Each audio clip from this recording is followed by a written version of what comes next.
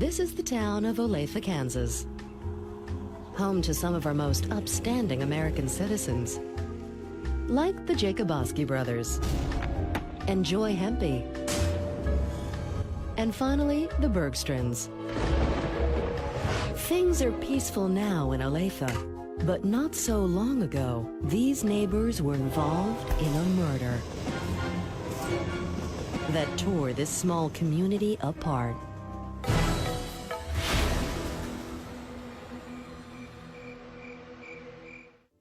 The perfect suburbs of Olathe, Kansas are a great place to buy a swanky house, start your first little business, and raise a family.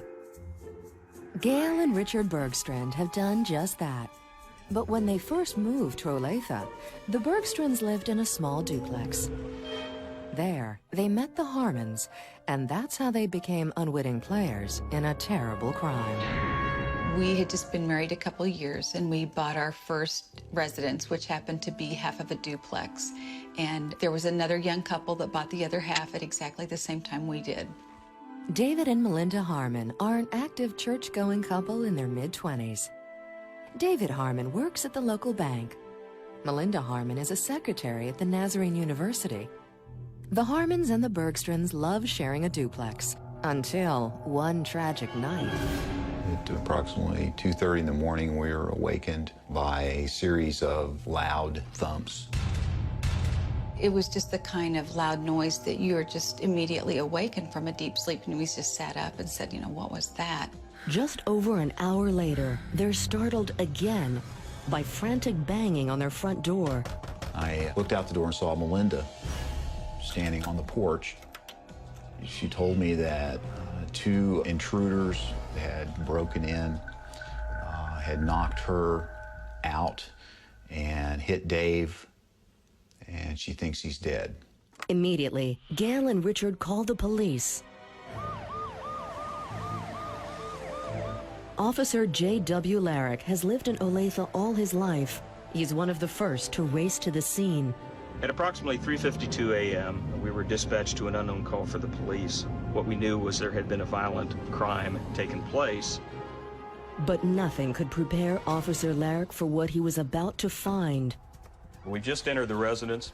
We made a quick sweep of the first level. We proceeded up the stairs towards the master bedroom with our guns drawn, and I could plainly see there was a body laying on the bed. There is blood on all four walls and the ceiling. David Harmon has been beaten so badly, officers initially think he's been shot. Might be the most vicious thing I've ever seen in my career as a police officer. David was massacred. There is no sign of forced entry, and the young couple hardly has any fancy jewels worth stealing. But there does appear to have been a motive. Melinda said that there were two intruders, and one of them asked her to show him where the keys to the bank were that David worked at. And after she did that, she was struck and knocked unconscious. Police immediately put out an APB for the suspects and post a guard at the bank, hoping the perpetrators will show up. The next day, everyone is on edge, especially bank employees like Joy Hempy. Her weekly gossip with the girls has taken a terrifying turn. Did any of the neighbors hear anything? We didn't know what happened to her. Where she went to? Was she there at the time? We don't know what happened to her. Or some other intention, and so they just murdered him. But I can't figure out why. Why David? Why David, indeed? No one is more determined to answer this question than Olathe resident Bill Wall. Bill loves his family, his dog, and baseball. That's a good hit. But Bill Wall isn't just a coach. He's also a detective with the Olathe Police Department. And when he first hears the details of David Harmon's murder, something just doesn't sit right. The Olathe Police Department had several cars posted at the bank, and they checked the entire bank, and they knew that it had not been broken into. Now they are starting to realize that, hey, no one's coming here. Bill Wall and his partner Steve James take a closer look at the crime scene, hoping to find more clues. There was blood found on the shower curtain. It's a little odd that someone would take the time to clean up in a bathtub like that and get blood on the shower. This here shows the bedspread. Why is that pulled up? Someone has staged this scene a little bit. Detective Wall knows that a staged crime scene usually means that the perpetrator was no stranger. And that's not all. It almost looks to me, from looking at this here, that this is an overkill right here. Look at this. Big blood splatters. Well, it's everywhere. You've got both walls. You can see some on the ceiling. Someone has got some rage going on here. Would almost lead you to believe that someone may have knew him. Perhaps this wasn't a robbery after all.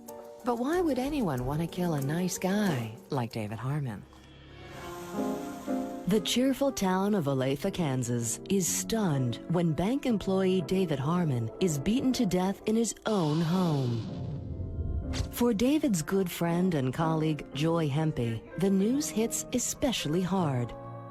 David and Melinda were just a young couple starting out. They had a lot of dreams and goals. He really doted on Melinda. He just adored her. I wonder if she ever cheated on that. I would say no. But Detective Bill Wall is determined to solve the mystery. When we look at the crime scene photos, someone has manipulated this scene. And that is often indicative of someone that has personal knowledge of the victim. Did David know his killer? Now investigators turn their attention to those who knew David best. Most weekends, you can find Kevin and Delvin Jacoboski working on Kevin's prize 1961 T-Bird. But the Jacoboski brothers used to have another passion, playing gym hockey with their best friend, David Harmon. Dave absolutely loved playing gym hockey. We could always count on him. We knew he'd be there. But on the day that David was killed, Kevin noticed something strange. Remember the last day we saw him alive, and he wasn't the same guy. Wasn't the same guy at all. Tell there was something upsetting him. He was very definitive as to when he needed to leave, and you could just tell that the last thing that he wanted to be doing was playing gym hockey that day. And another player, college student Mart Mangelsdorf, may be to blame. Mark Mangelsdorf was at the Harmon home a lot, and he's having dinner with them, and he does his laundry there. And when Melinda and David go on vacation, Mark is invited to house sit and take care of things. To most folks in town, it looked like the three were just good friends. But others suspected there was something unusual going on. You remember that one time when we were going to play hockey, and I mentioned to Dave, and I said, oh, and by the way, make sure you tell Mark what time we're playing. And there was like this pause on the phone, and he goes, you know, I'm not my brother's keeper.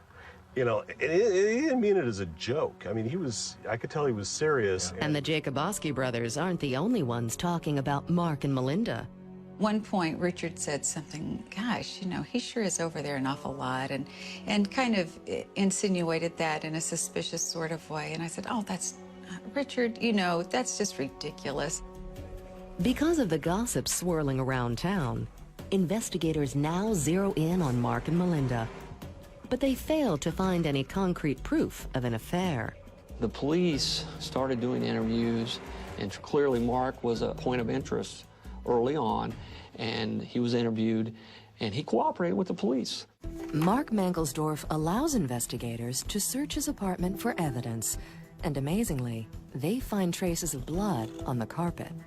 The trouble that we had with the carpet that was taken out of Mangelsdorf's apartment was that we didn't have the DNA evidence that we have today. So basically the section of carpet tells us, yeah, there's blood.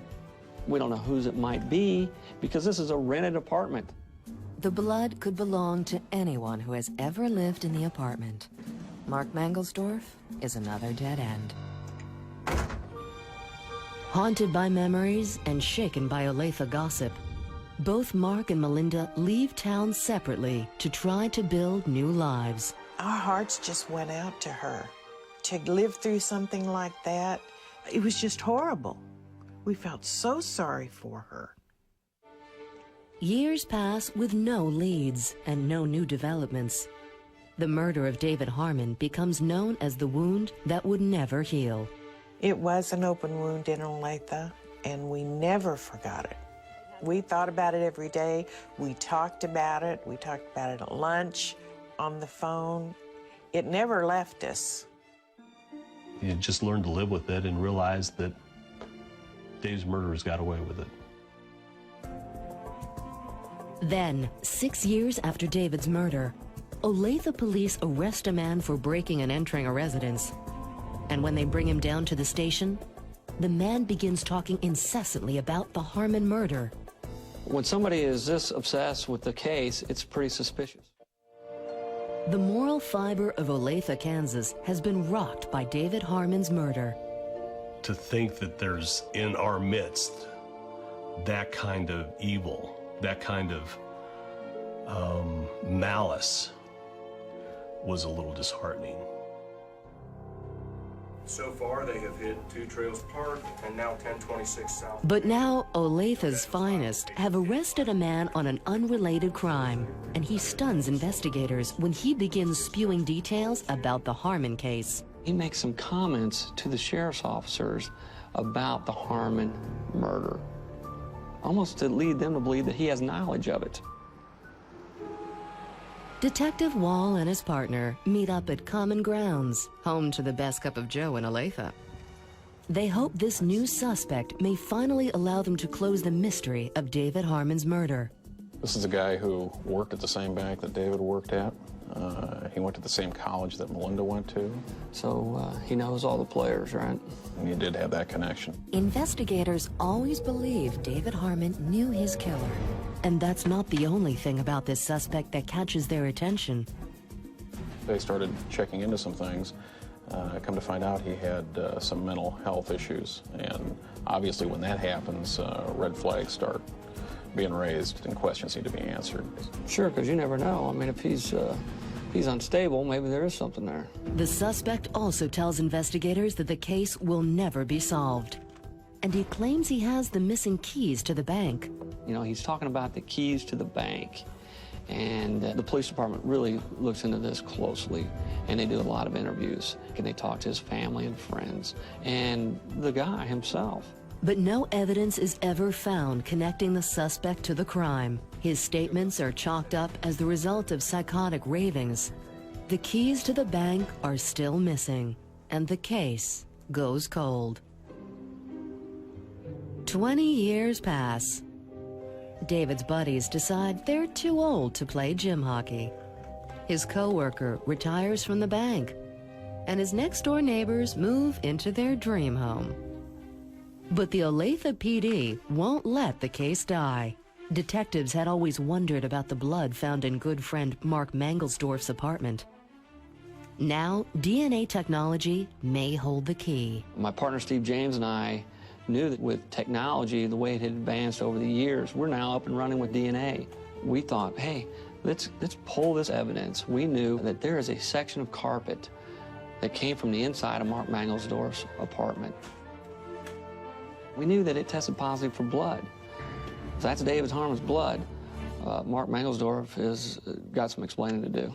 Detectives Wall and James send the carpet patch to the lab. We got the results back. What they were able to tell us is that only 5% of the population could be responsible for leaving this blood. And within that 5% is David Harmon. They're now confident Mark was involved in David's murder. But surely David's darling wife, Melinda, wasn't in on it. Or was she?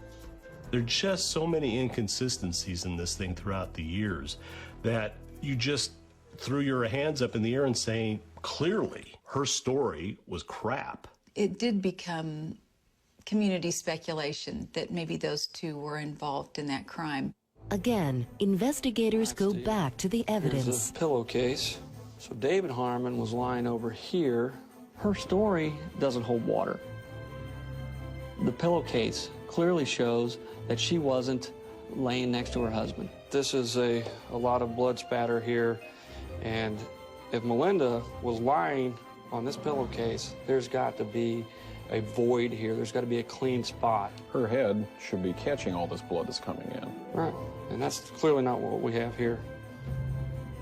Perhaps Melinda's been lying all along. Did she and Mark Mangelsdorf kill David Harmon together? The physical evidence is strong, but not conclusive. Wall and James need a confession, so they head out to Columbus, Ohio, to pay a little visit to Melinda. Well, as we were driving to the house, we were very anxious about what's going to happen, and we're hoping that she's going to talk to us. When Wall and James arrive at Melinda's home, they're amazed. As we're standing there in the foyer, we're also taking in this beautiful home. This house looks like it's decorated like Nordstrom's or Dillard's. Everything is very well done. So we're impressed with this house. Melinda has built a fabulous new life for herself. Married to a dentist with 2 charming children, Melinda is a lucky, lucky girl indeed. I'm a little nervous because I'm like, wow, here we are. It's game time. Detective Wall begins questioning Melinda about David's murder. But as she begins speaking, Wall can't believe his ears. She goes into this story, and as she's telling the story, I look across at Steve, and we look at each other like, holy smokes, can you believe this? David's widow, Melinda, has built a spiffy new life for herself. But now the past is about to get her. So we sit down, and I just asked her a really easy question. What do you remember about the death of your husband? And she launched into a story. And she's telling a different story than what she told in 1982. This time, instead of 2 intruders, Melinda claims there was only 1. And she doesn't say anything about the stolen bank keys. It's a different story. And we know that we are now definitely onto something. Wall is deeply suspicious. Now he makes a risky move. I come right out and I say, hey, Melinda, you either killed your husband or Mark Mangelsdorf killed your husband. It was one or the other or both of you. Caught in a lie, Melinda decides to come clean about her relationship with Mark. She admitted to me that they had an emotional affair. Now, she would never admit to me that they were having a sexual affair, but she even said that it was more intense because they weren't having sex. Clever Melinda now begins pinning David's murder on Mark. That Mark did it? In my heart, I know that. She just didn't want to come out and say, yeah, it was Mark Mangelsdorf there. So she led me to believe that that's what she felt in her heart. Melinda still claims she played no part in the murder, but investigators aren't buying it. She's changed her story significantly, and she has admitted to lying. We also know, by looking at the evidence, that there was blood spatter all across the pillowcase. She wasn't laying there. She was already somewhere else. We also know from the section of carpet that 5% of the population could be responsible for leaving that blood, David Harmon being one. When they piece it all together, it's enough. Both Mark Mangelsdorf and Melinda are arrested for the murder of David Harmon. For the citizens of Olathe, it's good news at last. Do you believe they finally arrested her? I never thought it would happen. When I heard that Melinda was arrested, I was ecstatic. I got a hold of the girls from the bank, and we all went, yes, finally, something's gonna be done. In the end, justice comes to Olathe, Kansas. Thwarted lovers Mark and Melinda plead guilty and are sentenced to 10 to 20 years in prison for the murder of David Harmon. I believe that Mark and Melinda killed David because they were in love with each other and they wanted to be together. And they knew that Melinda was just not going to get a divorce because that would be shameful to her family and to her friends. So they chose murder over divorce, clearly. On the day of the sentencing, David's friends host a get-together to thank the detectives for their incredible dedication and for solving the murder of their good friend David. Thanks, guys. We can finally breathe a sigh of relief, and David's going to rest easier. And we all will too. It's done now. the case is closed. And so, for the good citizens of Olathe, an old wound is finally healed.